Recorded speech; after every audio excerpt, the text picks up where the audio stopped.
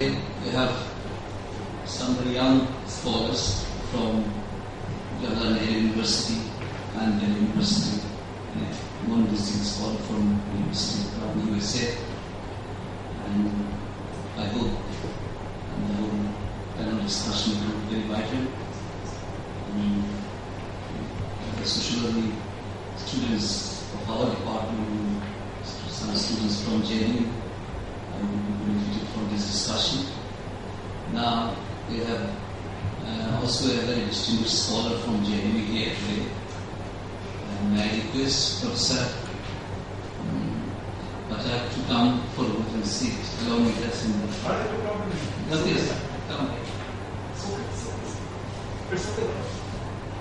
It's okay if you're seeing it. Let's begin with some of my observations, then we'll start the discussions. Today, of course, this is Sociological Center.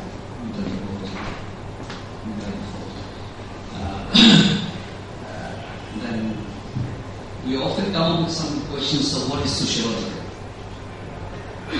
And then we settle down with some basic assumptions about the basic characteristics of the discipline. But then we do it without necessary self-criticism.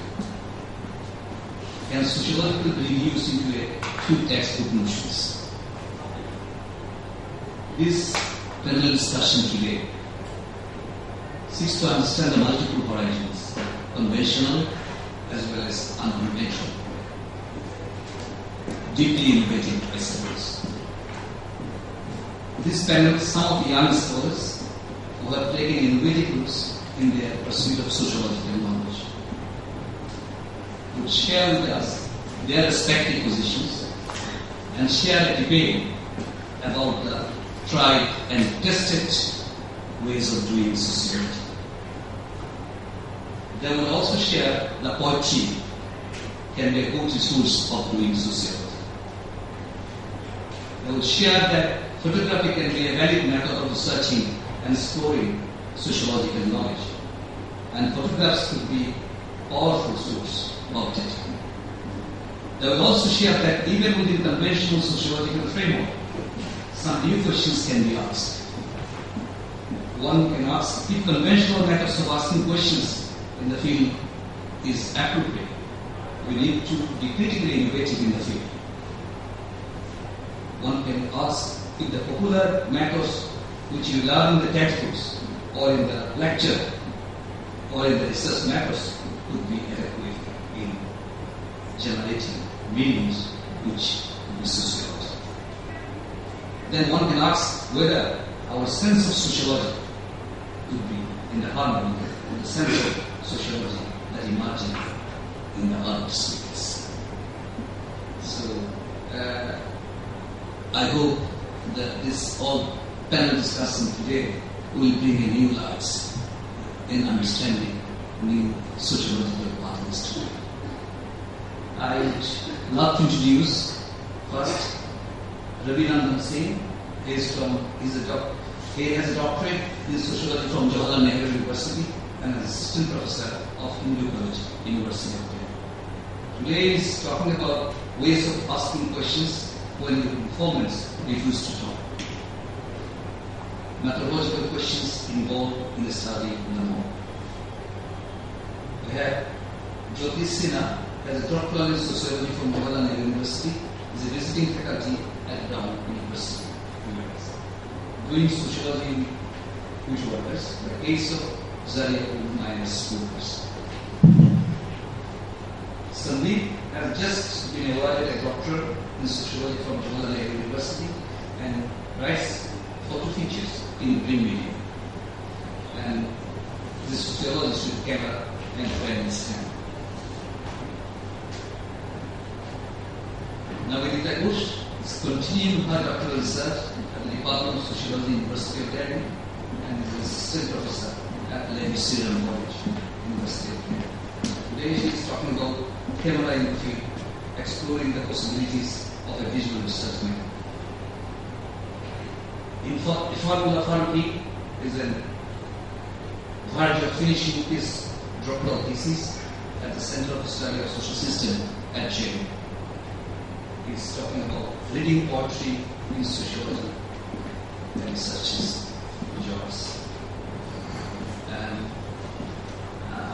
from our department, I think, okay, my colleague is so impressive. If you would like to share something, you can do it later on, after the discussions, okay? This is so, I think we have 25, this is 10 to 3. So the session is supposed to finish by 4:30. So I would request all of you to limit your time within 15 minutes. Then we can have a proper discussions afterwards. So please, my request first. And Ravi, start with this.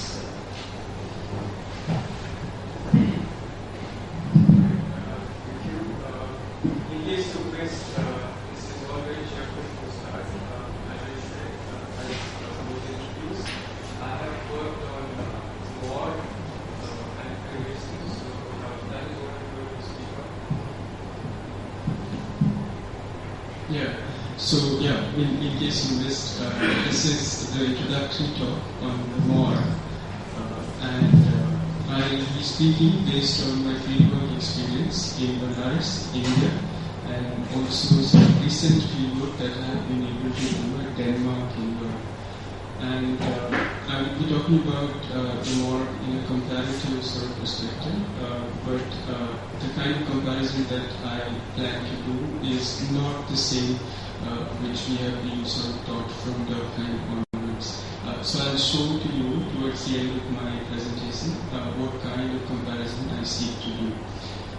So I'll start by proposing to sort of visualize the moment in the hospital when death is to be announced, for instance. Now, one of the interesting things about when somebody is seen as to be dying in the hospital appears to be a kind of a medical emergency, which is well known as a medical emergency. That the doctors come by, the patient is put into the ICU, or is, other doctors are sort of poured over and so on.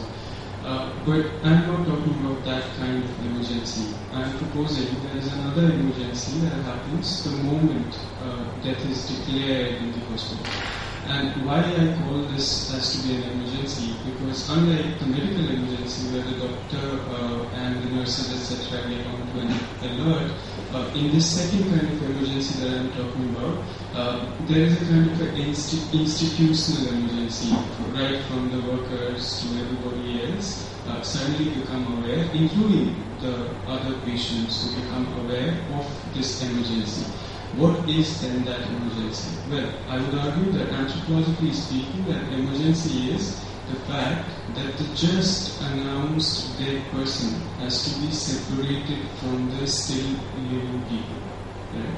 So that's the emergency that sort of I'm talking about. And as I sort of propose this, I'm arguing that people institutionally, culturally speaking, are at alert at this moment, unlike the medical emergency, right? And remember that when I say this has to be an emergency, this is not announced as to be an emergency, unlike the formal medical emergency, but this is in a way that even though it's unspoken, even though it's informal, even though it's unannounced, everybody is at alert. Immediately that body has to be removed. 5 minutes before, that body was in the hospital, everything was normal. Now that body has to be removed. So you realize that, immediately one of the things that becomes important in medical discourse is the idea of what one is familiar with, that is declaration of death. So before the body is removed, or as I call it, separated from the living to the morgue, let's briefly concentrate on what is involved in declaration of death. So I would sort of try and argue that at least there are three important things that are involved in declaration of death. Right?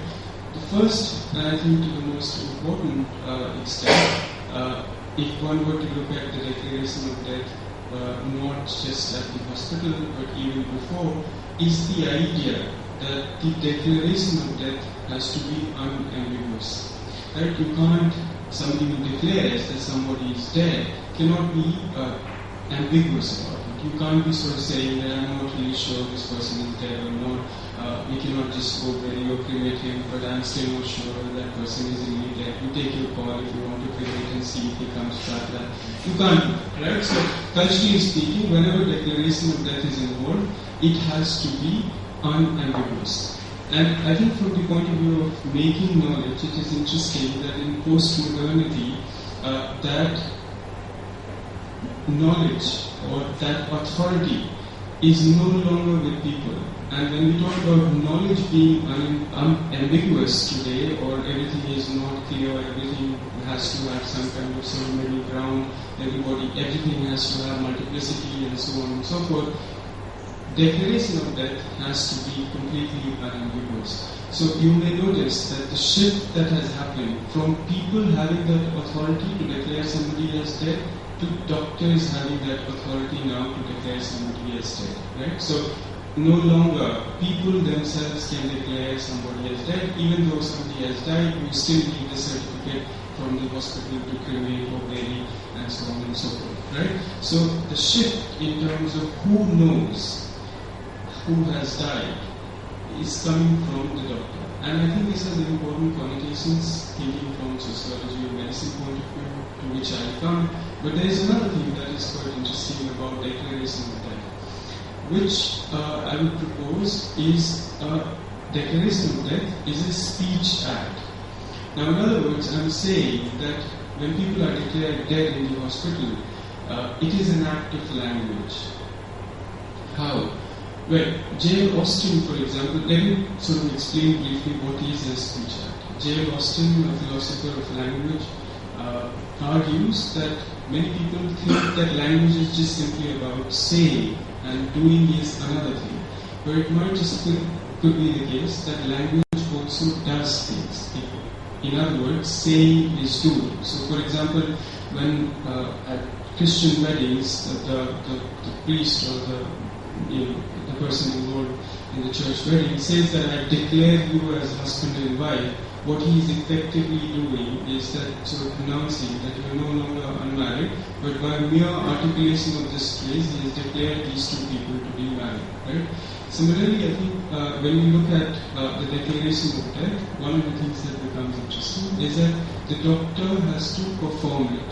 He has to say it, in so many words, that here is this person who is no longer living. He may say it in so many words, in various ways, in various metaphoric ways, as we know from films also, I'm sorry, only God can help, so on. But it is communicated to people that the person has died. So it is in fact in the act of saying that you declare that somebody is dead.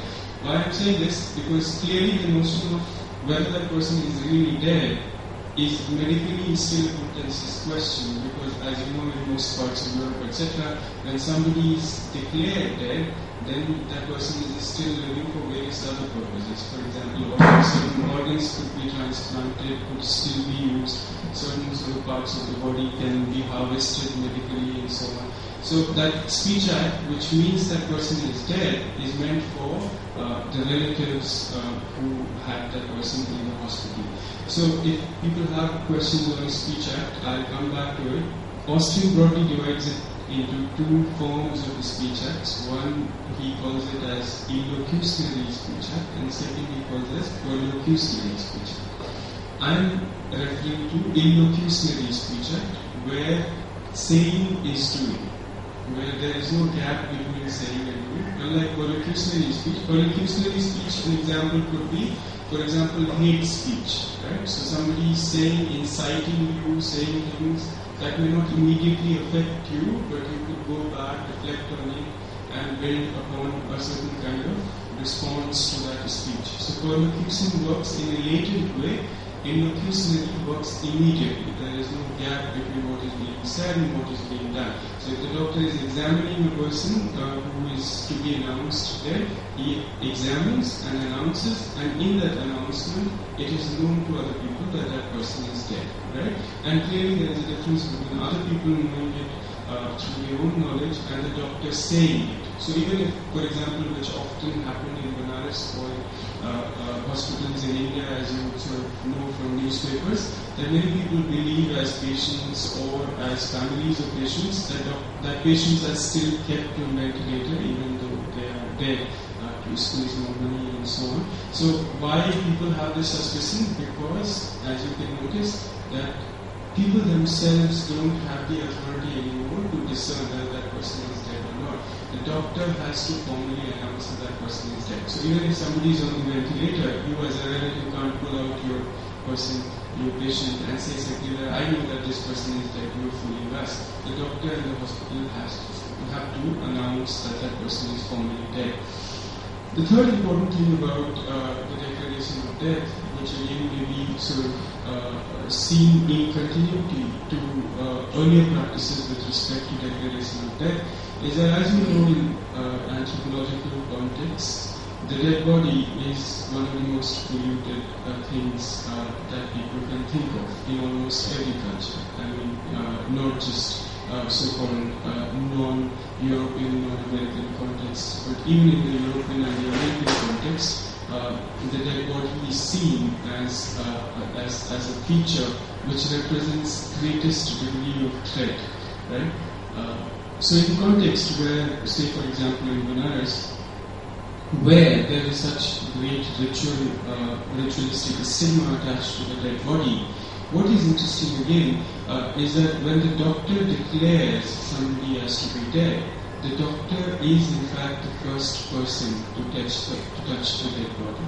So in the act of announcing somebody as to be dead, the doctor becomes the first person to touch the dead body.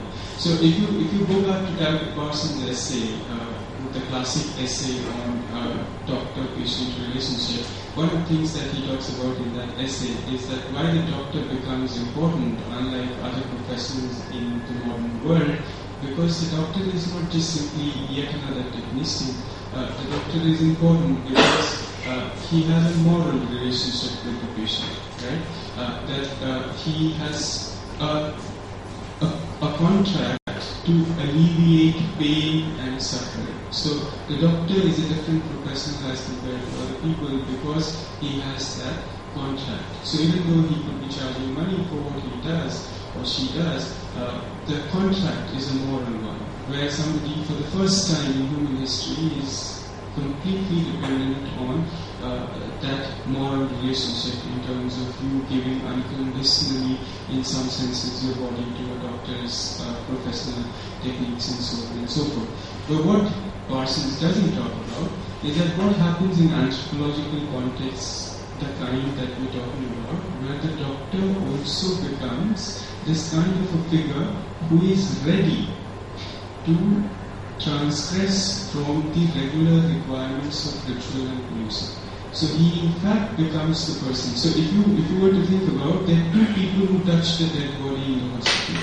One are the workers who invariably are of the dome caste, who in fact ritually specialize in being in contact with the dead, and the other person is the doctor, right? And I'm not expanding it here, but if you were to think of it in a broader sense, then the doctor and the dome, in this shared horizontality in the context of Benares, become two very significant actors in how we start looking at sociology of death. So I'll come back to these questions when they raised your questions. But now come back to the earlier context that I was mentioning. The moment somebody is declared dead, that person has to be separated from the living and is put into the morgue. Right? So at this stage, one may ask this question: then what kind of institution the morgue represents? That does it have any institutional function? What purpose does it serve, and so on? Beyond this idea of separation, right?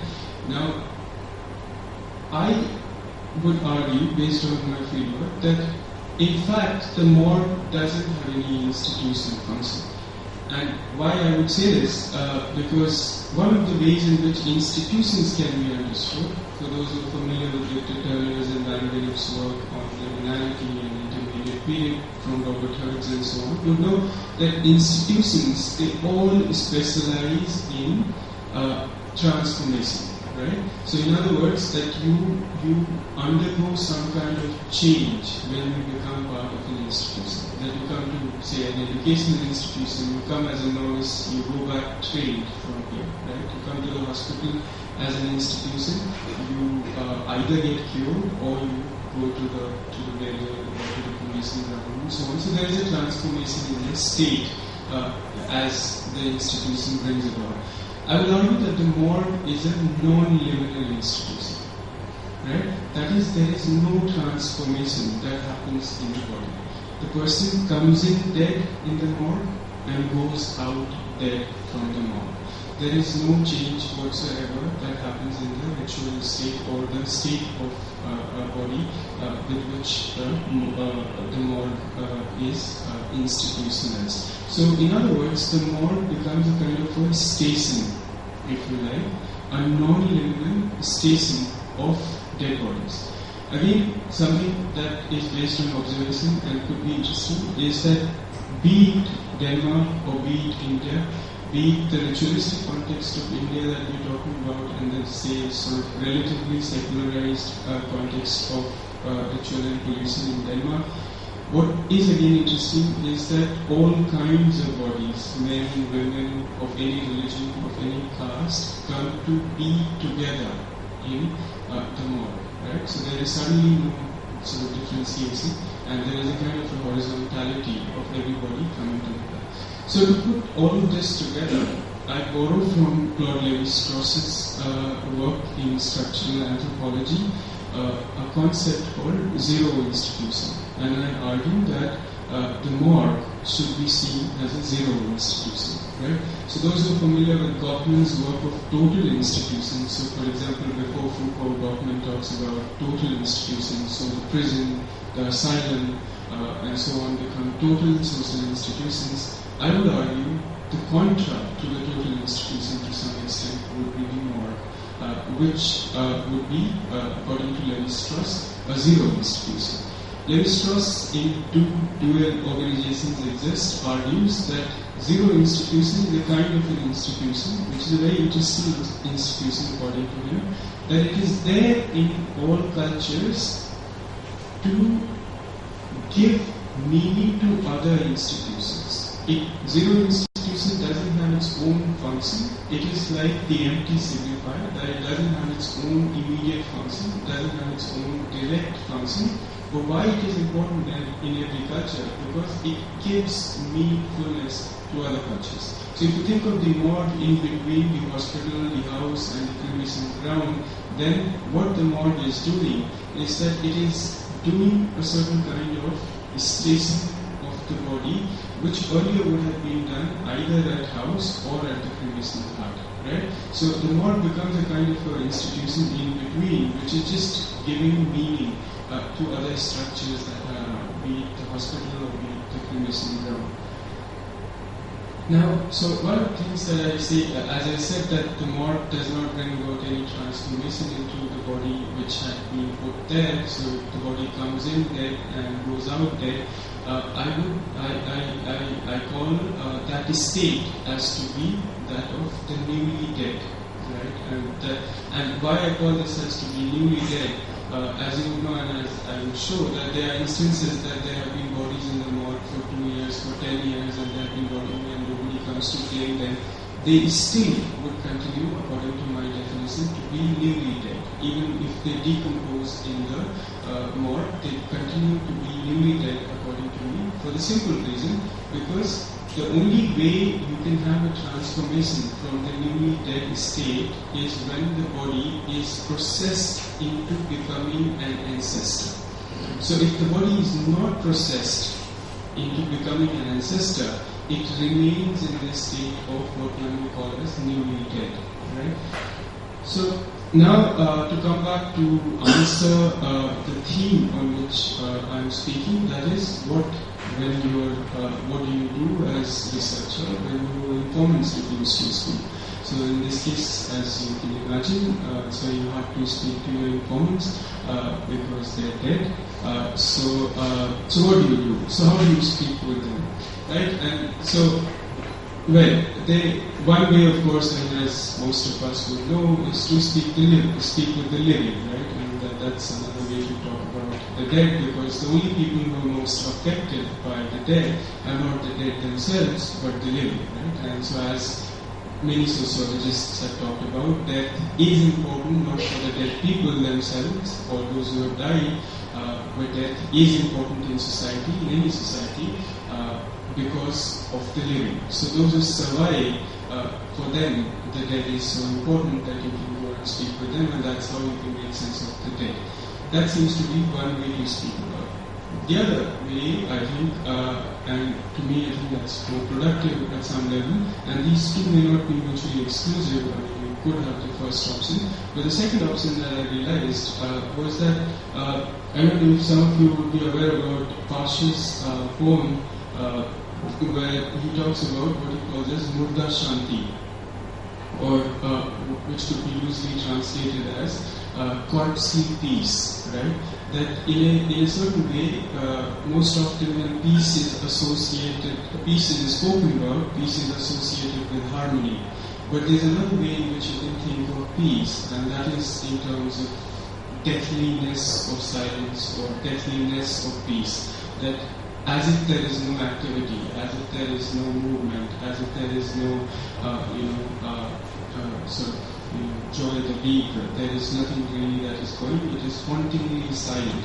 So that's another way in which peace is, talked about. What I get from that phrase or from that kind of contextualization, interestingly, the morgue in Benares is called Shanti. So there is a connotation of peace that is associated with the death. So why I was raising Buddha Shanti, because I tend to sort of expand that to argue that the deathly peace is always associated with an equivocation, right? That there is kind of, it is not silent, but it's a kind of sort of speaking noises which go on to be in every direction. So one way in which I could sort of record this equivocation of deathly peace, of deathly noise, if you like, was through Google alerts. So what I did for 2 years, I had Google alerts of morgue. So that means that every day I get at least 2 or 3 mails from different parts of the world, wherever morgue is mentioned in their news or in any other write-up that they may have. So from all over the world, it is suddenly as if the deathly peace of the morgue is being spoken about in this equivocating noise. So you have Murda Shanti being disrupted from all over the world, and the morgue is spoken about. So that's one way to record, to talk about that which does not have a speech of its own. Right? Now I'll quickly read out some of the examples of Google alerts, and we'll sort of conclude by making a couple of points from there.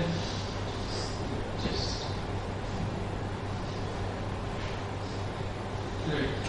Now you can notice from sublime to ridiculous, all kind of associations come to be attached with the morgue. So one is missing Bulgarian found in morgue freezer in Italy after a year. Coimbatore, bodies rot in morgue, no space to bury them. Japan, school gymnasium till Friday, now a morgue. In Yemen, a defined day of mourning, more than 40 bodies of anti-government demonstrators who were shot Friday were taken from the hospital morgue today to Sana University, where tens of thousands of protesters stood waiting to mourn them. Film review. The human resource manager. Suicide bombings are such a routine occurrence in this tragicomedy film that the morgue attendant identifies victims by location. Pizzeria, he asks. No, market, HR man replies. Zombie threat causes Turkish morgue to gear up. Of all things to worry about in a morgue, a zombie is the most frightening for some. One morgue in Turkey is gearing up. TMZ, 22nd October, New York. Lindsay Lohan didn't want to be stiff during the first day at the morgue, so she went in and washed soiled linens, scrubbed toilets, and seemed to enjoy her time with other volunteers. And so the final one. Crime writers vying for honor of having done the mortuary named after them. The project is part of the Million for a Morgue campaign being run by Dundee University to open a new research facility in the city. Organizers have started a voting campaign featuring 10 crime writers who are hoping to win the Morgue Prize. Fans can vote for their favorite author in the online poll, which each costs a minimum of $1. Now, so the final point that one has to make is with respect to, and of course I can't develop it here, but what seems to be interesting is that with at least if you were to think of the crime writers as the final example, that there is a certain kind of fidelity to truth with respect to the dead people that the crime writers are constantly involved with. That in other words, they are exploring what could have been the life of that person who has died. Right? So as most crime novels are involved with, the dead as a central figure of the scene, and then the crime writers go on to explore how the death must have happened, or what led to the death, and so on and so forth. So crime writing, gives us a glimpse of how after death a restorative method could be employed in anthropology or otherwise to seek a certain kind of truth about that person or about that culture in a restorative sort of way, in a restructured way. I'll stop now, and if you have questions, I'll be able to answer some. Thank you. Ravi Nandan Singh, for your interesting presentation on sociology of death, as well as the new understanding of declaration of death, which is, I have some very broad stories to share with you over my own emotional feeling of this kind of medical instrumentality of ventilation, what you have been far from the state. And anyway, and also I can recall Professor Kapoor from Rhythm of Life, what we have been through some of the stories in Broadening. Anyway, this is really interesting. Also, your methodologies, informants without informants. This is something very interesting. Anyway, now I request Joyce to take it through.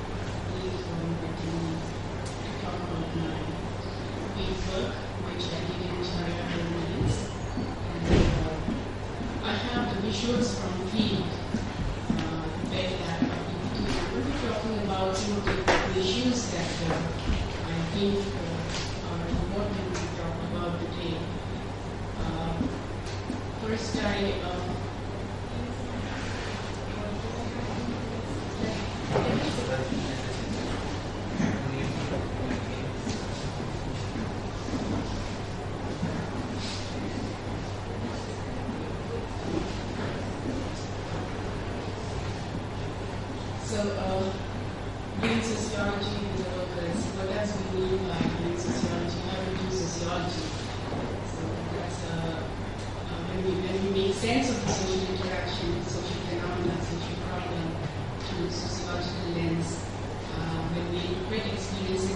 interaction with sociological perspective when we come to adopt sociology as a part of one's worldview. And this is something which I'm sure many students would question themselves, like how do we do sociology, what do we do when we go to the field, like how do we collect data. So these were the questions which I had in my mind when I was going to field, studying about the Jharia coal mines workers there. So there were a wide array of questions which one addressed when one looks at the workers' problem, like who are these workers, who are the workers of coal mines, where have they come from, what is their history, what kind of organizing strategies they had, and how did they shape their strategy, or how were they shaped by them, by the atmosphere of that particular place. What was the men-women workforce ratio? Why the workforce ratio deteriorated, went down at all? And there are many more questions, but today the most important question which I will be addressing is how the social construction of gender shaped the life and work of women wage laborers, and secondly, the workers' health and safety issues. What are the forms of resistance adopted by the workers to oppose the violation of safety rules at the workplace? To talk about the background, Jharia is located in Jharkhand, which is predominantly a tribal state, which came into being as recent as 2000, November, and it's the major coal field in that state. And in that particular mining area, two types of mining takes place. One is open cast and the other is underground mining. This is a location of Jharia coal field in Jharkhand, Zimbabwe.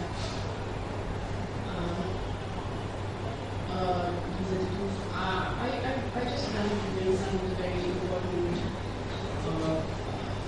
voices from the coal mines while I was doing my field work. Like, what do the people, what do the workers of that particular area have to talk about? How do they associate themselves with the mining area? So these were the, and that was my basic subjects were the women workers. I wanted to interview these women workers and see how they, what is their attitude towards the people who work in the coal mines? How do they see themselves as a worker of coal mine? So these were the voices that I get from the coal mines. The two important questions which I'm going to address about the social construction of gender which shape the lives and work of women wage laborers. In that, addressing the first question, I will look at the everyday life of the women workers. I did ethnographic field study and interviewed the women, men, workers, managers, supervisors, trainees and leaders, new veteran leaders of the mines to get their attitude towards the workers who work there. The women who work in the government-owned coal mines are very much subdued these days, hanging on to the job in the face of management's attempt to get rid of them. The voice of discontent and protest can be heard loudest from women working in the mines. Whenever I approach these women, like it was very difficult to approach these women because the management of any particular mines in that area would first ask me, what do you have to talk to these women? Why do you want to meet them? What kind of information they are going to give you which is valuable for your work? So after much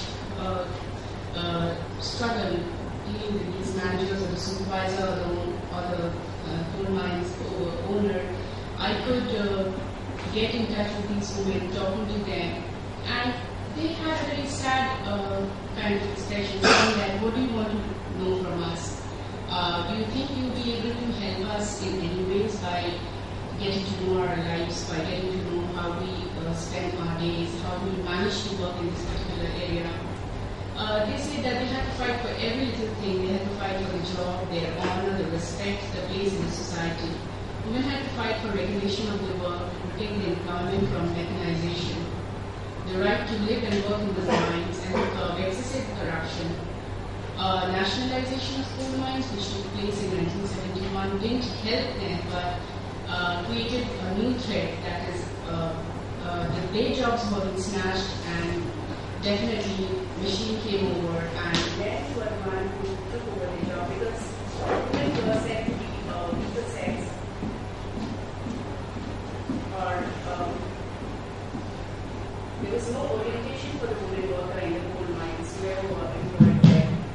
Another major concern which these women raised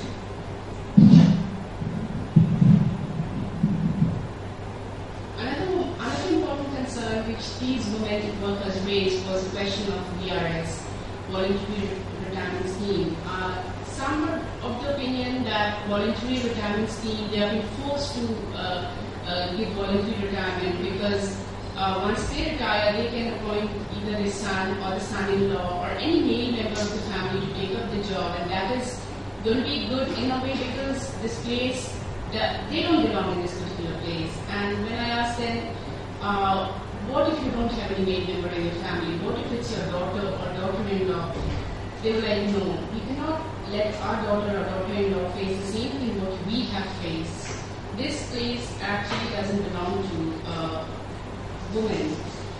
It's a muscle power zone and it's a male member who would be fit to work in this particular area.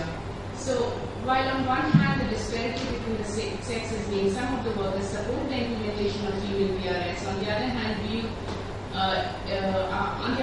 it views as a means to remove women workers from the coal industry and replace them with male workers. And it thoughts of male dominance pervade the coal field, as many women sacrifice their freedom to provide for husbands or sons.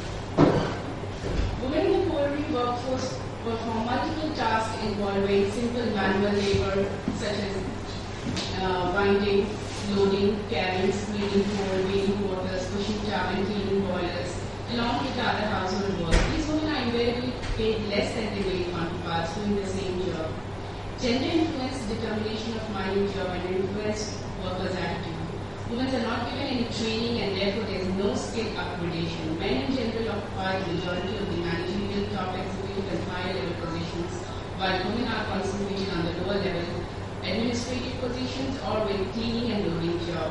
In office, women end up with the soft jobs such as receptionist, secretary and office clerk. So whenever I went to any of these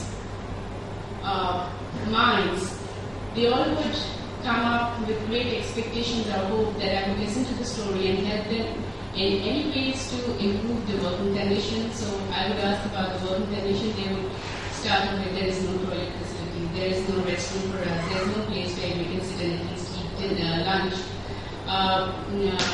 If we take a break in between our managers or supervisors to mark us absent for half day, saying that we are wasting our time. They were not even given time to attend nature's call. So these were the kind of problems that they said. They didn't even have public access to drinking water. When I look at their personal life, like what do they do after work? What kind of settlement colony they live in? So they were the range of problems that they were addressing. And there were few women workers who were very daring and they do masculine kind of work like operating heavy machine job, which appears odd in the coal mines. The workers' ethic often affects the women operators themselves who are conditioned into viewing these workplaces as masculine one and their own role as that of subordinates and on the periphery. Supervisors and trainers do not see women as equal to men, who force women to work much harder than men in order to prove themselves. This implies adopting male working styles and attitude. So I would interview these women and I was like, how do you feel operating this heavy machine? Do you feel you are like different? I mean, does this give you a sense of pride? And they would start with their own story. It's not easy taking up this job. Initially when we start to operate this heavy machine, they were not allowed. Men used to make fun of them, mock at them, call them names. So they were like, this journey is not easy. I mean, there is no orientation for the women workers who work there. There's no training. So if they take up any odd skills job like operating heavy machines or doing any masculine kind of work, they have to face a lot of struggle. Women are secure if they are willing to accept low wages and are at the disposal of the employer. Putul Devi insists that they have to keep on fighting. She has to fight against much bigger adversity than just local Ramdars or the mafia, as that place is dominated by. The struggle is against development, the new economic policy, modernity, and progress, as narrated by another woman worker, Asha Henry. Now, so narrative like this question the rigid separation between public and private, marginalization of women from visible forms of work lead to seclusion and domesticity, which tend to close boundaries between spaces between the inner and the outer world. There are a couple of other narratives, but I'll just quickly. Okay. Women have to face this battle not only working outside but also at home. Work outside the home is important in shaping the self-perception of women and the relationship with the domestic and the outside. For example, Munna Devi, a woman worker who works in the colliery, she, like many other women in the coal mine, is a widow who has inherited her husband's job. Her knowledge of space in the city extends beyond the bounds of the mohalla. She talks about far-out bazaars and about traveling to distant places in the city with a sense of confidence. The absence of any higher patriarchal authority gives women like Munna a different position. Like she is the main, Munna is the main breadwinner of a family, and there is no other main member in the family who could question about what she earns, where she spends. So she thinks the absence of any higher patriarchal authority gives a sense of freedom. However, stories like her also shows the idea of seclusion did not always exercise a hegemony power over individual life. Restrictions on women's mobility had often more to do with authority structure within the family. Now I would quickly talk about the resistance to work and illegal mining, the safety issues at work. The laboring people in the mining industry do not, however, passively accept the various forms of subjugation, oppression, and exploitation to which they are subjected. They resort to extraordinarily diverse types of collectives as well as small groups or even individual defiances. They range from appropriation of workspace in various ways, such as sleeping at the workplace or gossiping during the working hour or absenteeism, to putting up all kinds of deities in the mines and factories or construction of temple and mini mosque in the mining area. The frequency with which the accidents takes place at the mine reflect the government attitudes towards the mining town. Human life is devalued at mines, and there is a lack of safety implementation at the workplace. The politics of safety emphasize link between safety and necessity for bettering working and living conditions. Most of the labor advocates seem to be believing in labor-right politics and stressed on the principle whereby interest of labor is the interest of the industry. In particular, it was emphasized that a short and delayed supply of basic appliances like coal, timber, and safety lights to miners cause long and fatigued work days, and consequently miners are hurried out in the end to finish the day's tasks, which then cause negligence and carelessness, making them prone to accident. There is a serious gap between technology and the knowledge about technology, between problems in handling machines and steps taken to overcome the problems, between miners' awareness and wisdom and capital effort to understand the truth of that wisdom. However, despite the increase in mines accident, coal miners are today economically more secure. The take-home salary of miners is around 8,000 a month for grade D, and it's 10,000 for grade C, 12,000 for grade B, and grade A. It depends on the scale, which is very different for different levels. In case of accident, in case of accidental death, the compensation package is rupees 7 lakhs to 9 lakhs plus a job assured to the family members. Immediately after the accident and death, there are crowd of relatives before the BCCL day shift office seeking compensation and job.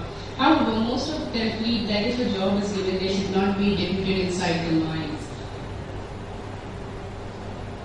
There is a safety committee being set up, but most of the meetings that take place in the committees are never taken for the real world situation. They are taken in an air-conditioned room, and they refuse to accept the kind of negligence or the kind of lack of safety facilities that should be provided at work. So to conclude, I would say women miners have accompanied the male workforce or replaced them after the death. They were not recruited directly. There is no orientation for them. They are not needed in that gold mines. Women do not enjoy working in the mines as they don't have basic facilities and orientation. When the mines started in 1895, the workforce ratio was 25 to 30%, and in today, in 2010, recent data says the workforce ratio is just 3%. So what happened to these women workers? Where have they gone? The state has nowhere to fund for women miners.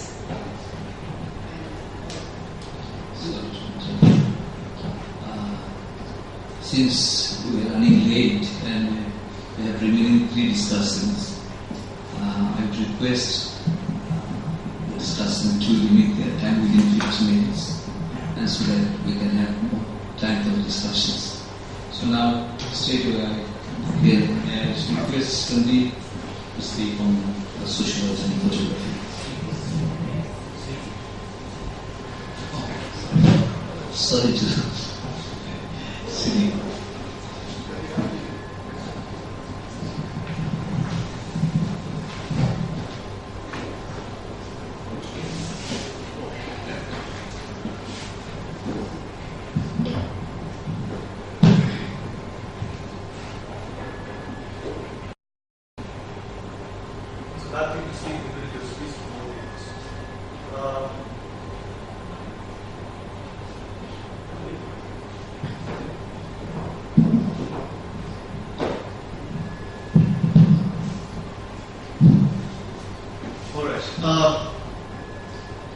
So let's stay with this word for the time being. I'm so very glad that some people are taking the initiative to broaden the horizons and push the boundaries.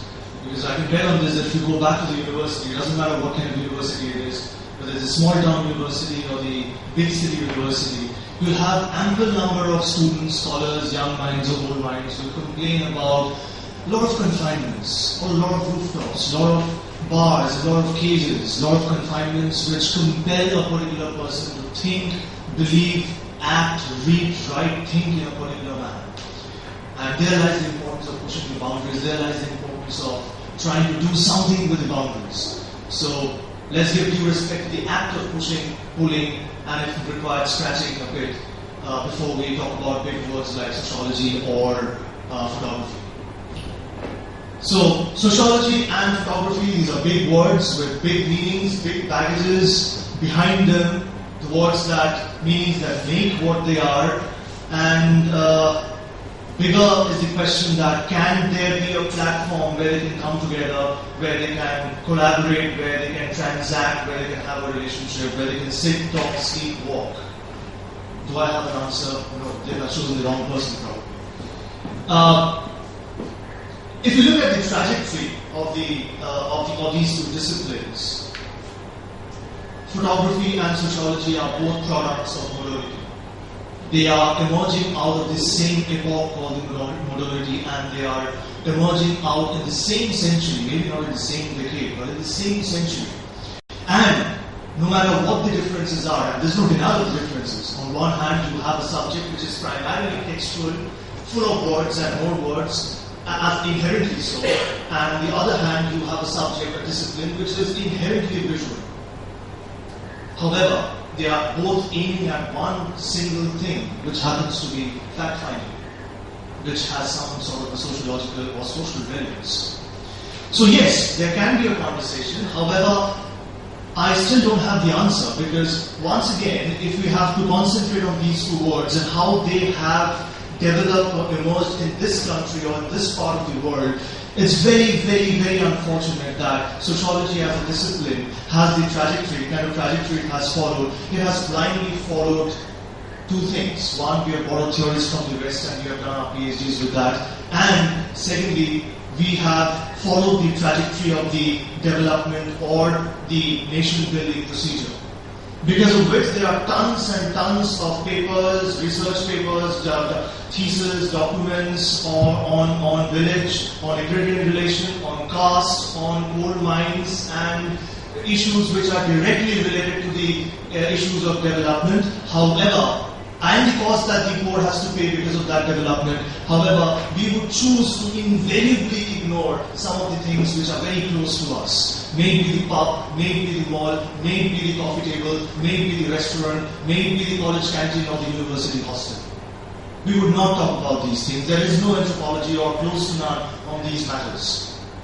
And if the trajectory has been so stringent, I doubt that where would be the space to flood the discipline all of a sudden with images. Why? I have no answer. Is it because of a kind of a heritage or a lineage which we inherit, which bars us from doing certain things and only encourages us to do certain other things? Or is it because the two big daddies who fund our research, one the state and another the West, is more interested in knowing more information about casticization of politics and politicization of caste, and less interested in knowing how and why personal meetings have transferred from a parking space to a barista.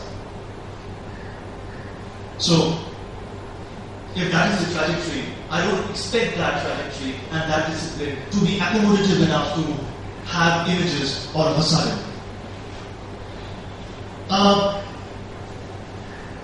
So what is the role of the image as of now, as it stands? Can they have a conversation? Can there be a relation between these two? And don't think I diverted. I needed to say these 2 points to establish the fact that right now there is a lack of conversation. Unless and until you establish that, you cannot possibly draw out a chart. And definitely there is no relation at this particular moment, and that's the reason why we have to address this as a problem in a seminar like this. So, images are fine. Images are fine till the time they are a part of your visual note-taking. Just like we saw now. Instead of writing down your notes while you are talking to a person so that you can prevent selective writing and selective listening, you take a recorder so that you can get as much as you can, and then you can decipher what you want and what you don't. Similarly, you can take a camera, you can shoot as much as you want, as much as you like, and then come back home, put them in your computer screen and see what's needed for a presentation like this. So it's fine. If it's a part of the visual note-taking, there is no problem with that. If it's a part of a greater process of substantiating a textual argument, that's even better. You'll see in those papers which try to establish, our ads are so stereotypical, they in a way reinforce gender stereotypes, so pick up 5 sexist ads and you substantiate your argument with that. Images are fine in these 2 contexts. But the moment you talk about arguing with images and primarily with images, there lies the trouble. I don't know what others have faced it myself.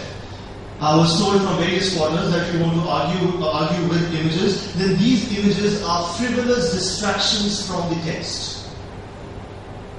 I don't blame them, I don't blame the sisters. Maybe I was not convincing enough. Next time I should be.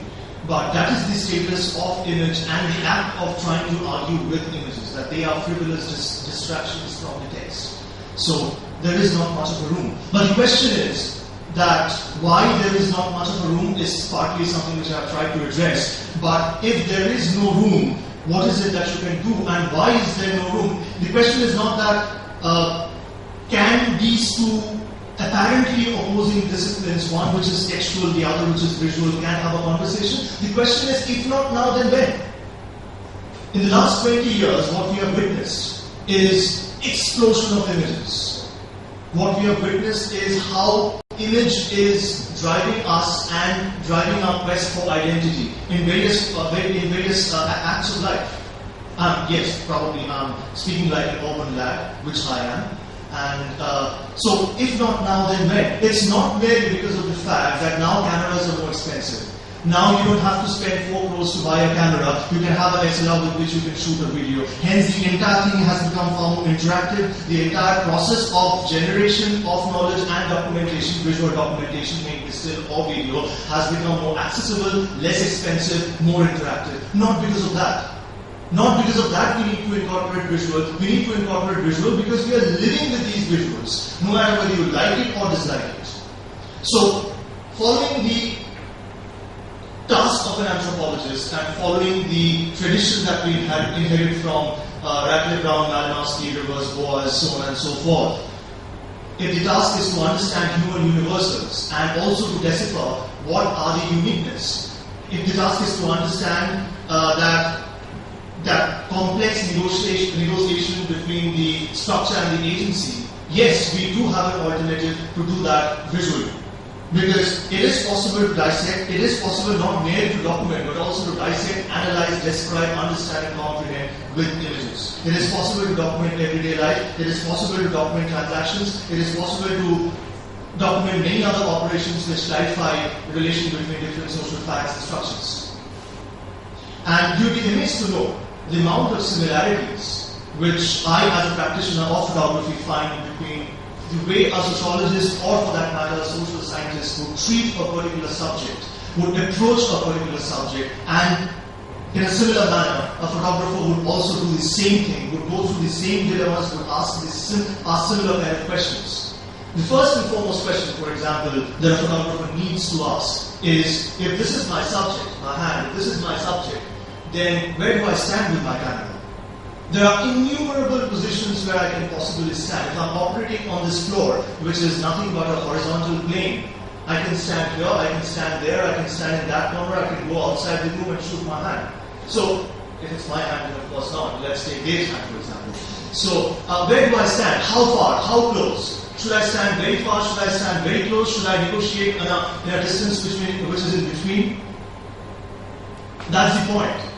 And it's not merely the horizontal plane, it's also about the vertical plane. I can go on top and take a top shot, I can keep the eye level, I can bend down and take a low angle. And not to add to the complication, there are innumerable possible angles operating in 360 degrees and to the power infinity where one can locate himself or herself. Now, isn't that the same question a sociologist or a social scientist has, that how to place himself? The objective goal or the subjective notions of empathy would be determined by the placement of the scientist in the field, and that is his relation. That's going to determine his relation with the theme that he's working on. Secondly, once you negotiate with this, you come to the question of what I'm going to include and what I'm going to exclude. At the end of the day, a photograph is nothing but a rectangular piece. Whether you see it on a screen or you see it on a piece of paper, it's a rectangular piece. You cannot include everything. You have to exclude. You have to exclude a lot more than you can include. So you have to go through this tussle of what to include and what to exclude, which is the primary question when you compose a particular frame. A sociologist or any other social scientist will go through the same dilemma while dealing with the subject. How much is required and how much is not. And more importantly, after you have decided what to include and what to exclude, comes the point when you have to decide how to arrange them in a geometrical manner so that there is some coherence, so that these lines which are diverging and converging tell a story or tell a shape which is coherent, which is pleasing to your eyes. That's how a sociologist or a social scientist will deal with the subject while writing or presenting what he has worked on. And most importantly, if, as we have been told since our high schools, that the task of sociology is to flush out common sense, whatever that means, and the task of sociology is to go in the field with an open mind. So similarly, the task of a photographer is also to overcome habitual ways of seeing. If this is Jama, or let's say Taj Mahal, which is the hotshot model for this country. Everyone is shooting Taj Mahal every day. Thousands and thousands and billions of photographs taken every day probably. When you go to Taj, can you give me that perspective with which I haven't seen Taj?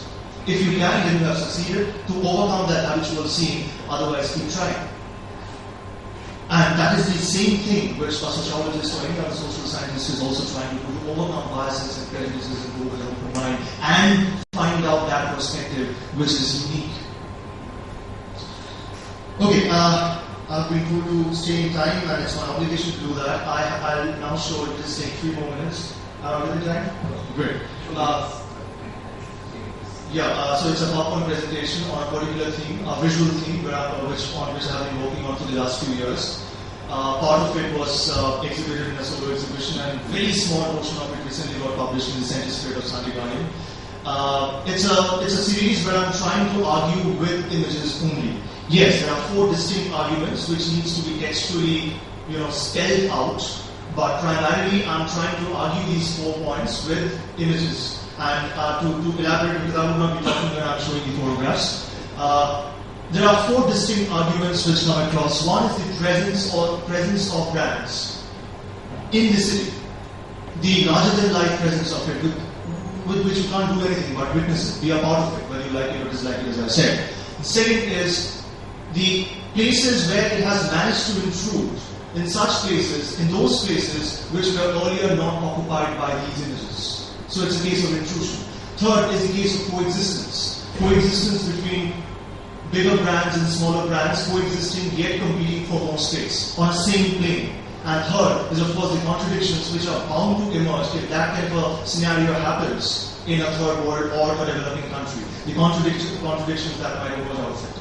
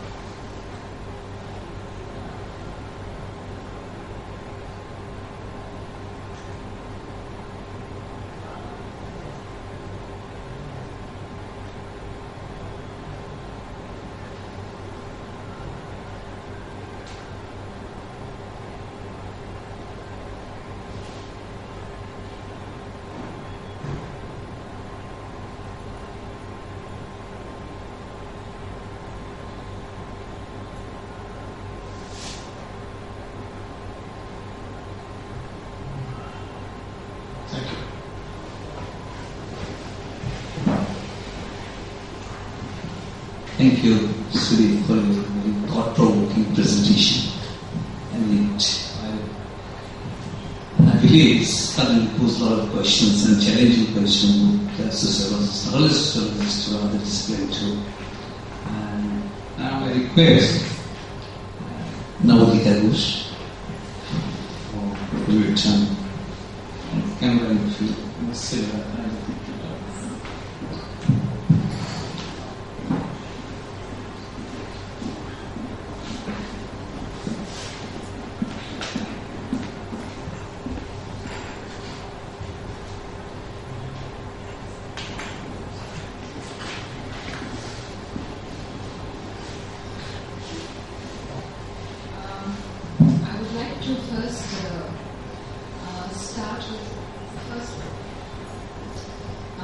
Thank you, Sreedeep, for raising some very relevant questions which are definitely in the line for us to understand today. And I would, however, like to give, I'm not a photographer, just someone who's interested in images and understanding images, and I would like to give a more of a theoretical view of on camera and how it sort of works down in the field. Now, camera as a tool for research is not specific to the social sciences. Biologists use cameras to study light forms, physicists use camera to study motion, and in that way, social scientists are to use camera to study social behavior. However, social phenomena cannot be studied using the camera in the same way. For example, one can study motion in physics. That is, the camera cannot be treated as a mere recording instrument.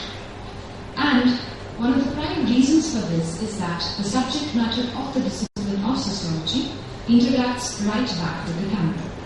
And therefore, in spite of being a non-human material object, the camera is capable of influencing action. And it is with this premise that any understanding of the use of camera in sociology has to be understood. That the camera records not just action, but perhaps what Max Weber had called social action, or what Herbert Mead called interaction, or what Deleuze referred to as a rhizome, or as I will be using in my essay, what Bruno Latour understood as a network. In this paper, therefore, I look at not so much of what data does the camera look at, the camera record, but I'm looking at more of the process of the use of camera in the field.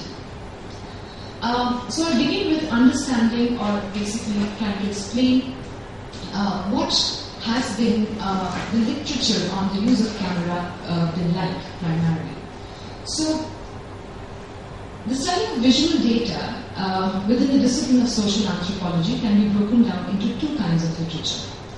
One that focuses on the meanings and representations, and two is that which brings attention to the process or technique. The first one I call representative studies, and the second I call processual studies. Now, within representative studies, authors attempt to explain the possible meanings that images possess. They connect these meanings historically, culturally, to the lens of gender, class, economy, and so on. And I would, and Sreedeep's presentation did a bit of that. The second kind of literature is that which focuses on the process, which also Sreedeep touched upon, or the techniques that enable the generation of these images. Now, processual studies have been scant, but definitely not missing from academics. The processual literature is on the everyday life of the image. What made it possible, the limitations imposed by the camera, the weather, the light, the people. How did the researcher hold the camera? Did she hold it at all? Was it mounted on a tripod? What lenses were used, and so on. Now, processual literature therefore contextualizes the image not through interpretation, but through the very act of its generation. And it is within this kind of image that I situate my own work, this kind of literature. Now, one has to therefore understand the major debates within processual literature just to make a sense of what has happened historically in the world of images and how sociology has studied images. Now, I believe that in the trajectory covered by visual research, one problematic view was historically replaced by another problematic view, and that has been one of the most,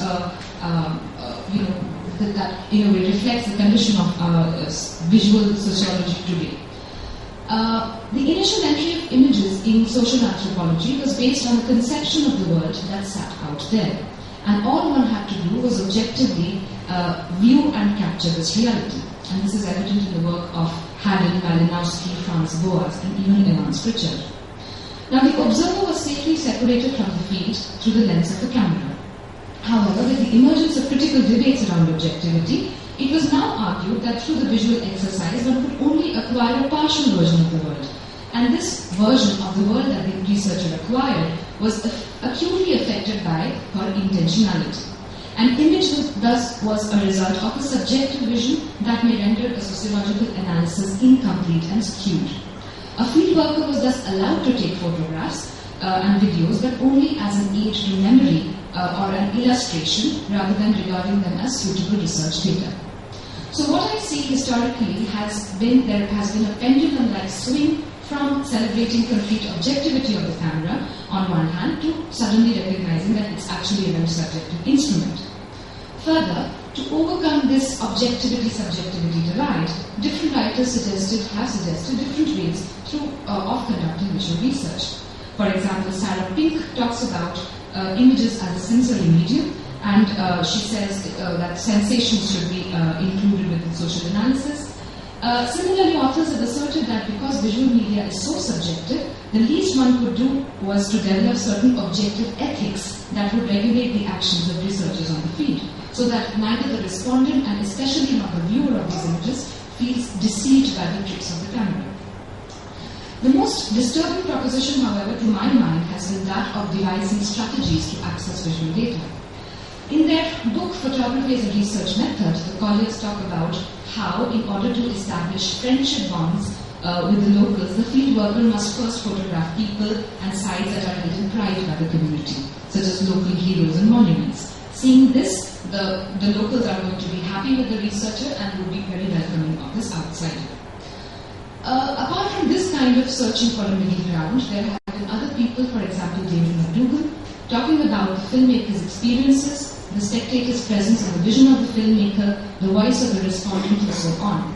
And recently now, if you look at the context of Indian context, filmmakers themselves have started talking about the very presence of the other when an image is created on the field. So, for example, Saba Diwan says that a camera can be usurped by the respondents themselves to serve their own purposes.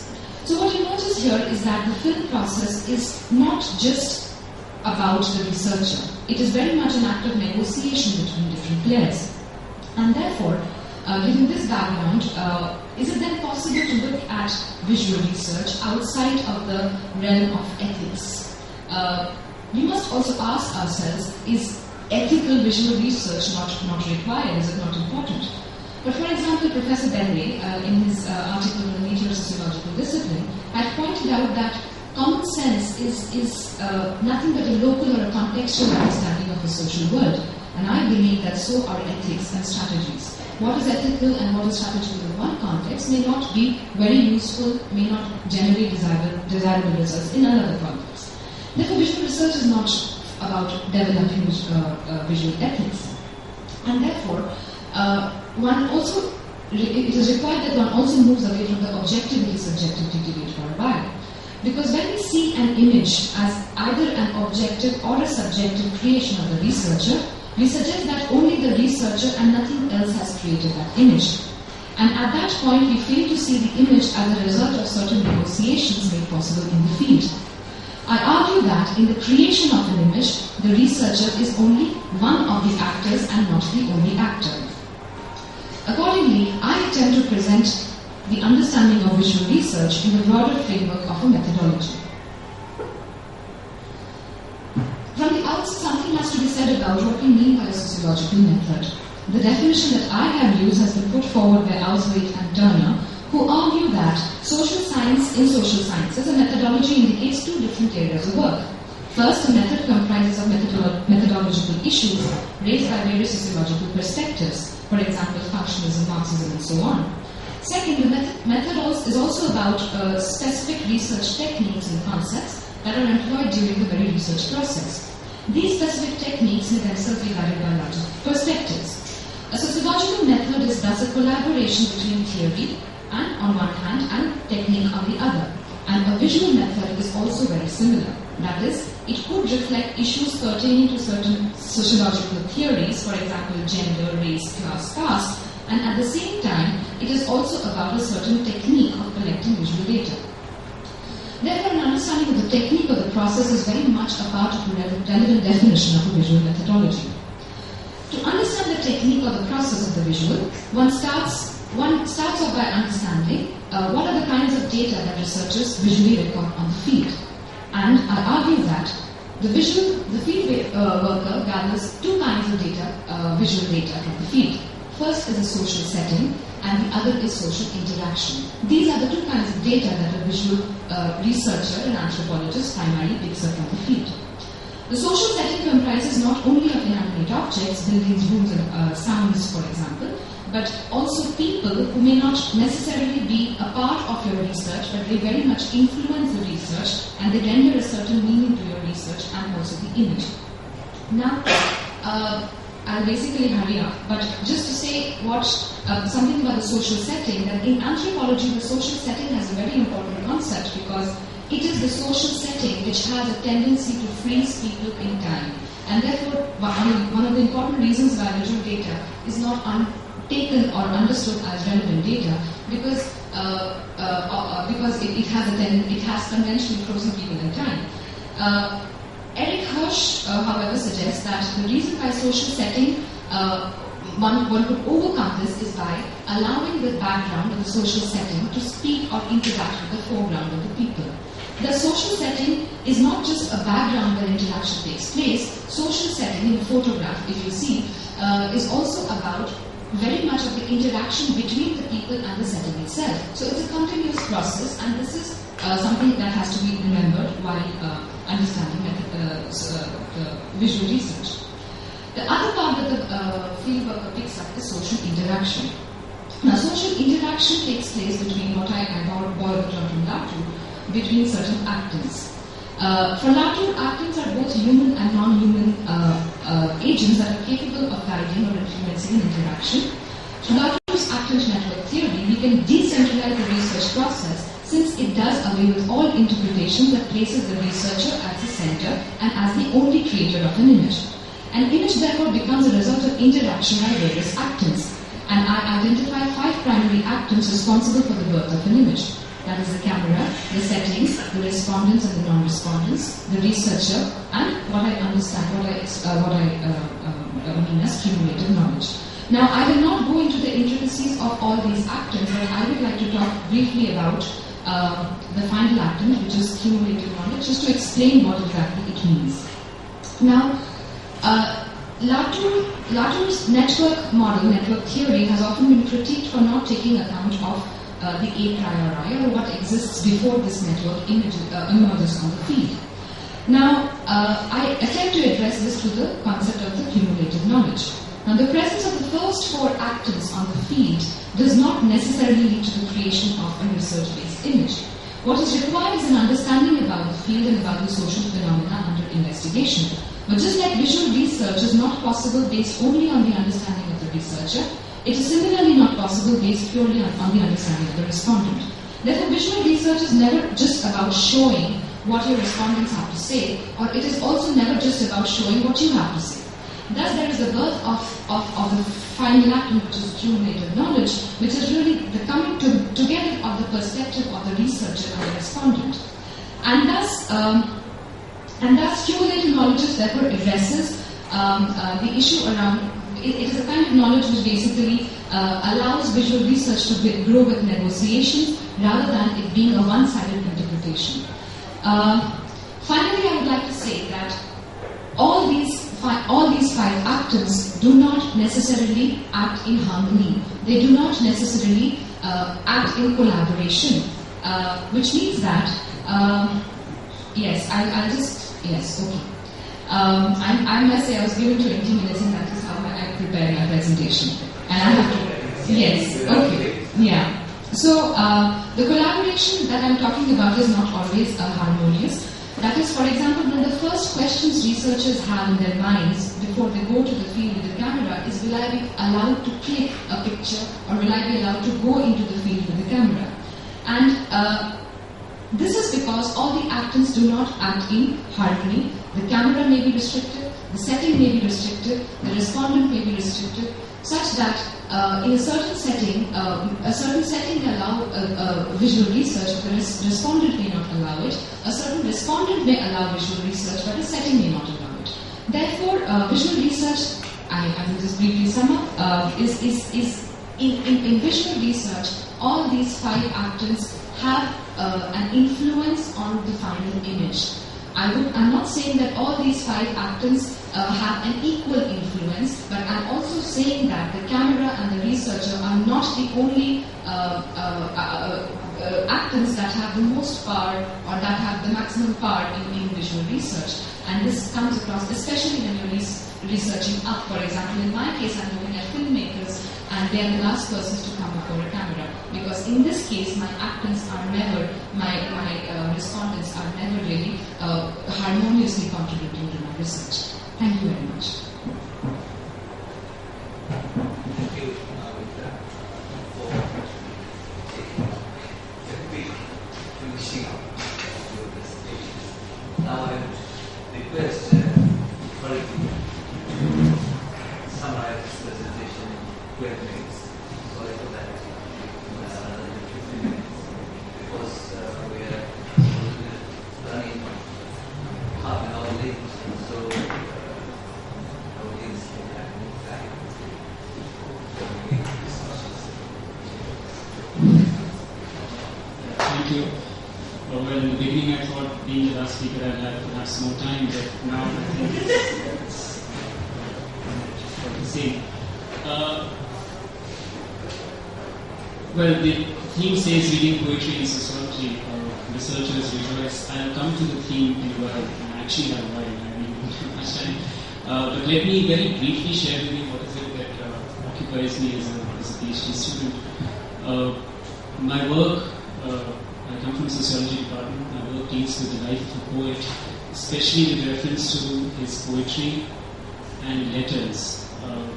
And in fact, I wanted to pay attention to letters, but given that he's a young poet, I'm talking about Ahmad, who's a contemporary of the whole late 19th, early 20th century, and played a remarkable role vis-a-vis the entire generation of Muslim identity in India. So I'm looking at that, and primarily with reference to his poetry, his letters, trying to track the evolution of his thought. Now, I think when we talk about PhDs, when we talk about research in general, what is really important with reference to the context in which we study, we research, we engage, is that, see, ours is a society that is sort of determined by certain larger political, economic objectives. Ours is a society that is driven by market. Unfortunately, ours is a society, and now I'm referring to academia in particular, that is driven by transnational publications, that is driven by peer-reviewed journals, and we unfortunately do not have much scope when it comes to our association with these bodies. Therefore, in such a context, when you work on poetry, when you work on the life of a poet, you really don't know where exactly you're heading. Because, frankly speaking, in sociology, poetry is not as excuse my usage, as hot as things like caste, identity, ethnicity, class, and so on. Poetry is still not there. Poetry is still a foreign thing to many of us. I find this unfortunate because this is not something that should have happened, given that during the late 1950s, 60s, and pretty much in the 70s, people like C. Wright Mills, people like Robert Nisbet, Goldner, were repeatedly emphasizing the importance of interdisciplinarity, the importance of imagination with reference to the promise of the discipline. But we are in 2012, and unfortunately, as far as the institutional setup is concerned, there's not as much appreciation of poetry within sociology. Moving further, if one decides to not go by what market determines, then one also decides to confront not really a crisis, but something that unsettles him. Because one is engaged in something which has a very different language, that's point one. One is engaged in something which does not really have that widespread an audience. And one is engaged in something which, well, as far as the short-term side is concerned, there are many takers. So not many are interested in that kind of analysis.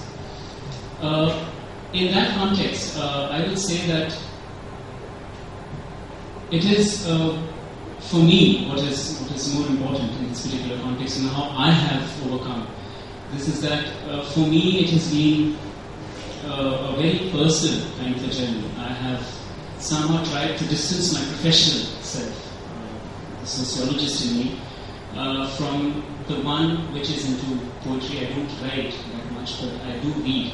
And at one point of time, after a series of all kinds of courses I wasn't really interested in, and I was given an opportunity, I ended up doing sociology of literature.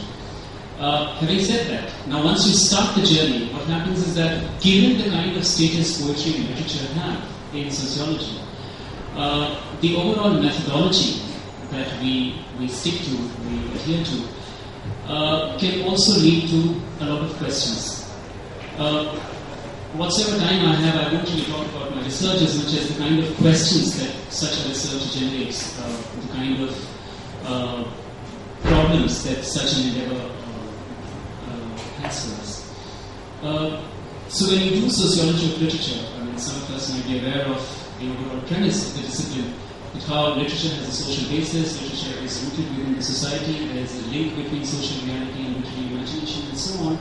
You realize that the writings, for the most part, are essentially hijacked by the Marxist school. I mean, for the most part, it's the Marxists who've written and written brilliantly. There's no denying there's something quite promising about the kind of literature we have from Marxists, starting from Marx and Engels to Lukács to Gramsci and so on. And it is in this context that I, as someone who's always had a certain kind of reverence to poetry, and at the same time being institutionally affiliated to sociology as a discipline, had to confront a kind of a crisis in the sense that how do you see the sociological while you're reading poetry? I'm still not into reading poetry in sociology. I'm still dealing with the preface as it were. So how do you come to terms with the sociological? First of all, how do you realize what is sociological in poetry? And I think it is here that perhaps the whole idea of broadening intellectual horizons, the whole idea of new quests, that becomes very important, because whether we agree with this or not, no matter how progressive we become, there's still something very conventional about the way in which sociological gets defined in the mainstream academic discourse. There's still something very, very usual, very old-fashioned, as far as my own engagement is concerned, about the word sociological. There's still some scope for imagination. There's still something missing as far as sociology is concerned. More importantly, what happens with such a restricted take on sociological is that poetry also gets defined through the parameters of sociology. See, when we talk about multidisciplinarity, when we talk about interdisciplinary approach, and when we say that sociology is in need of borrowing from fiction, from poetry, from folklore, from history, then we are also indirectly trying to point out that sociology is in need of a language that it does not have on its own. That sociology is in need of concepts that do not belong to the life world of society. So we need a historical imagination. We need literary imagination. We need constructs from poems. We need metaphors. But what happens as far as the practicality of it is concerned, that eventually it is sociology that sort of ends up determining the overall engagement. So whenever we are dealing with poetry, if you look at the kind of works that have been done in sociology of literature, I mean, first of all, there are not many, but if you look at what interests us as sociologists, essentially poets who have belonged to a certain ideology. So it is not primarily about poetry as much as about the poet's allegiance to a certain canon. And I think this is where it is not just problematic vis-a-vis academic inquiry, but also sociologically speaking in particular. I think this has severe consequences. To see poetry in a certain fashion, because if I were to define, first of all, I don't think I can define poetry, critics have. For me, poetry is more about an orientation. It's just about an outlook towards life. It is not something that is restricted to a department, to a poem, to a poet, to a line, to a paragraph, whatever. Poetry is more about it's a life world. It's a different it's a different facet of imagination. And when something as diverse and something as rich as poetry is defined through terms that are sociological and through terms that are seldom revisited, I think that's where there is a problem. And more importantly, this is not something that I'm saying, I'm of course not that innovative. This is something that even the Marxists have pointed out. So for instance, people like Leo Lowenthal, people like Terry Eagleton, Raymond Williams have repeatedly emphasized the fact that the Marxists are losing out as on the essence of literature, because they're constantly looking at literature as something that is related to the superstructure. They are looking at poetry and literature as something that is rooted in the superstructure, whereas these people would insist that one should not look for the roots but the reasons. And the moment you see at the reasons, there is a scope for some kind of a dynamic engagement. Now, moving further, in the course of such a pursuit, how does one do it? How does one come to terms with, on the one hand, the person within oneself? There's this tremendous passion, there's this tremendous appeal that you have for poetry. And on the other hand, there is this institutional demand that is there from the center, that is there from the market in general. How do you sort of look at it? So first of all, I would say that perhaps we need to get our definitions in place. To what extent are we defining poetry the way we should? And to what extent are we defining sociology the way we should? For me, as I've already said, it is a different orientation, poetry. And sociology for me is not just about a study of society or a study of the social, but it is once again about a very different kind of imagination, an imagination that looks at the relationship between individual, and again I'm quoting C.Red Mills here, the individual, the society and history. And believe me, once that imagination comes into being, I don't think there is anything that is outside the purview of sociology, because it's too overarching. I'll just give you an example, and as to how this kind of a crisis comes into being.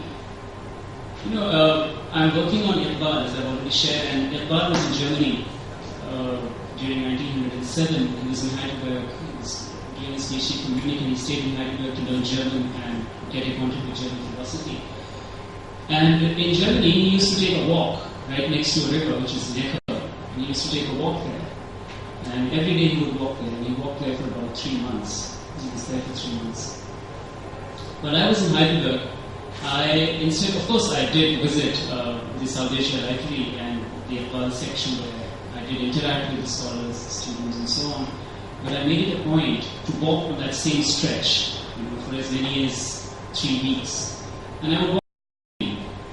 Now, when I walked there, I really don't know what kind of an imagination did it lead to. It was a remarkable blend of sociology and poetry. I really can't put it into words, but the very fact that the poet you're working on walked on this road for as many as 3 months, and there is a slight possibility of your footsteps coinciding.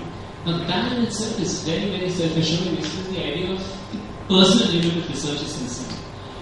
But interestingly, when I shared this with some of the professors, and these are professors of history, in particular South Asian history and sociology, South Asian studies, they just did not find anything meaningful about it. Now, and I can't really blame them, because perhaps there isn't, apparently, there isn't anything meaningful about it. But I think as someone who has decided to go for a very unusual kind of blend between the personal and professional in the course of research, I think such activities do lead to insights that are perhaps not possible in the Murthy or GNU library for that matter. So I can of course never defend what I did for 3 weeks, but all I'm trying to say is that the institutionalization of the discipline, the institutionalization of academic inquiry, the specialization that we inhabit day-to-day life is such that unfortunately reading poetry in sociology is not as attainable as perhaps it is with reference to film studies and photography. And to end, I don't have much time, but I think while we say that through sub-disciplines or through these offshoots such as sociology of knowledge and sociology of literature, we manage to bridge something, we manage to bridge two different worlds like sociology and poetry. But I think what we also need to remind ourselves is that a bridge also tells us about the distance that is there between the two. And by saying this, it is not to sort of disenchant the audience or to sort of create a spirit of hopelessness, but I think such questions in themselves are incredibly poetic in the course of one's research. When we realize that there is the bridge invariably communicates the distance, there's something quite meaningful about questions. Perhaps these questions will take us forward. Perhaps these questions will at some point broaden the intellectual horizons of our community as budding sociologists, students, and so on. Thank you, Irfanullah, for your presentation. We really love to listen to you more about your sense of background, because that's where you are doing research on. Today, this is 4:30. I don't know what to say. Let's 15 minutes. We can take some serious questions. Let's see. And first, you are discussing, so you have to ask one question. Thank you.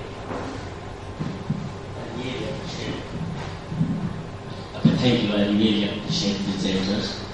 So, especially photography and poetry. To tell you the truth, so since high school, I have rarely read poetry, and so only today did I realize how much I must have missed all these past few years. So it was incredible, and also this basically methodological process. So I have a few questions. Mostly,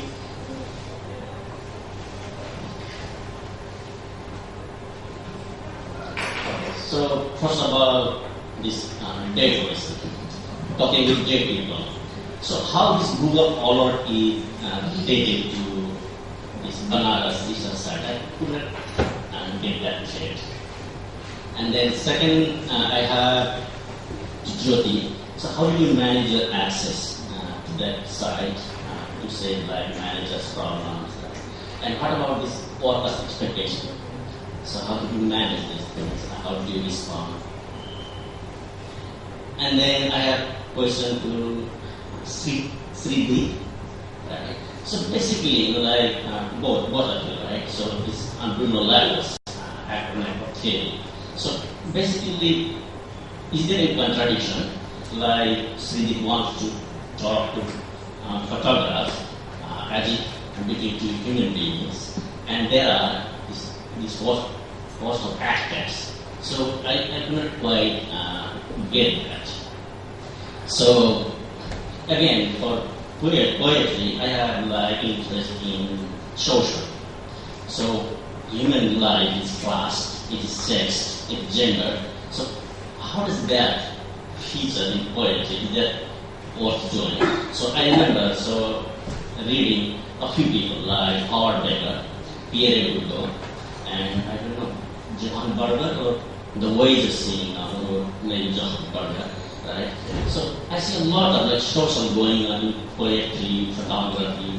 So how to, still I could not get it, so how to tackle these things called social in poetry, even if I agree that poetry and photography should be viewed as system or maybe cultural system. They have their own life. The signs or symbols talk to each other. That's fine. But still, what role the social should play in our research? So, thank you. Okay.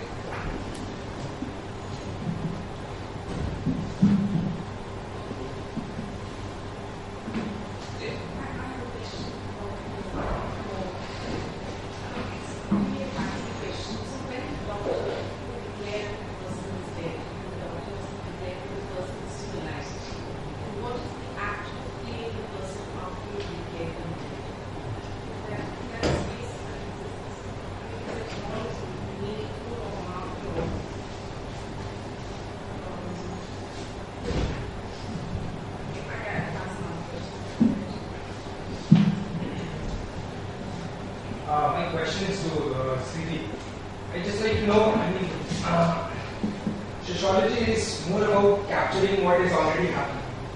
And when you do it from a sense of photography, is it like, you are waiting for things to happen? You are trying to create something that is not existing and you are merely trying to give that a picture and present it socially. Whereas when you study sociology, you are actually looking at things that are actually happening outside. Photography is fine with the view of social change. Like I've seen a picture recently that's called Beginners. It shows how America was before and how it's now and how it's like there is they show social change with photographs, and they show how things were changing, how it looked then, how it looks now. Everything is changing. But with photography, the kind of study that you're doing, is it like you're maybe trying to create things? You're trying to collaborate things that actually don't meet.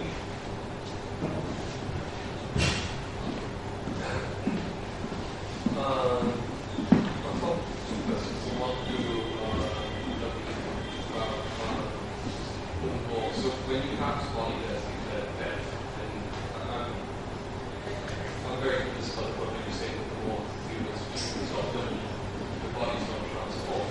But in any case, I think this one was in there.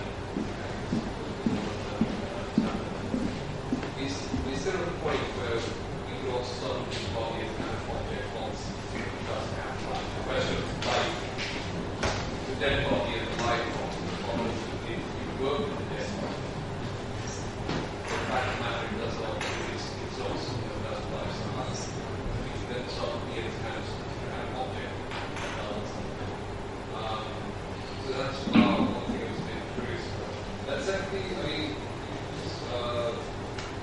if I could ask you a little more about this question. So I'm trying to think about the work of death, and obviously you got to manage death and RS and all of that. And you start seeing the idea of the dead body as a polluting object by itself. That's polluting and pollutes everybody around connected to it, which is why funerary rituals are actually quite more specific.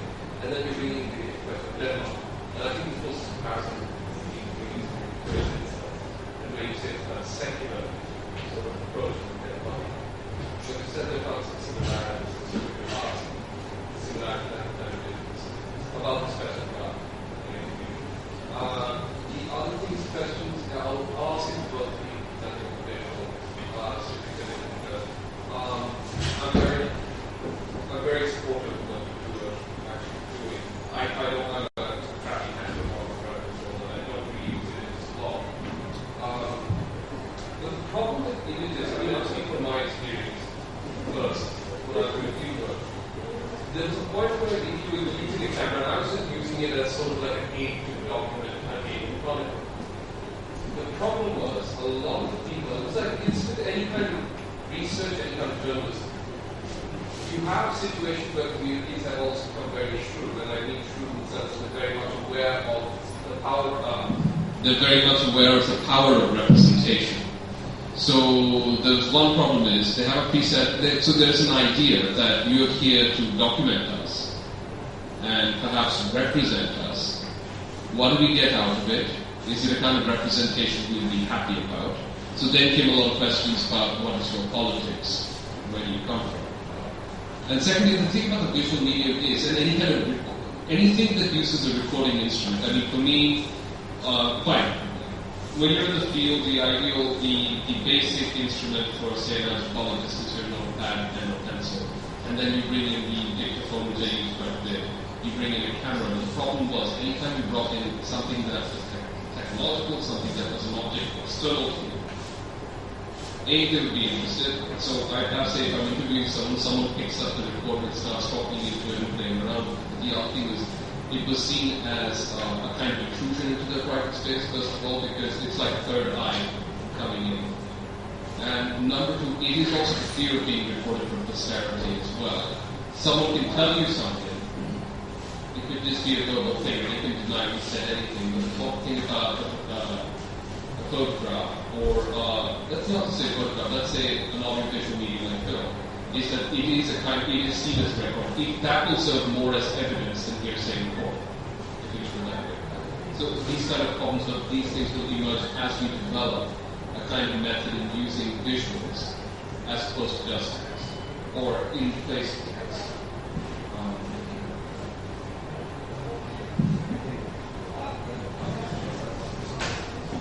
My question is to Sreedeep. As you have mentioned that we are from starting we study our big daddy, so West and the States. So I have no issue with the study of the big daddy. But my question is that why we can't accommodate our Uncle Premchand and as our Premchand as our theorist and Uddin is one of our meta narrative, and to study to understand our in village all the social structure which is available, such as the Uddin and the church, and we have our own, I call them theories, because they have really understood and they have really portrayed. Why can't we accommodate them as our new kind of, as the name of this discussion is that pushing boundaries. So can we do that? I have a question for Sreedeep. For the photo essays which you showed us, I just wanted to know why you chose to give the photos captions. I just wanted to know why you chose to give your photos captions.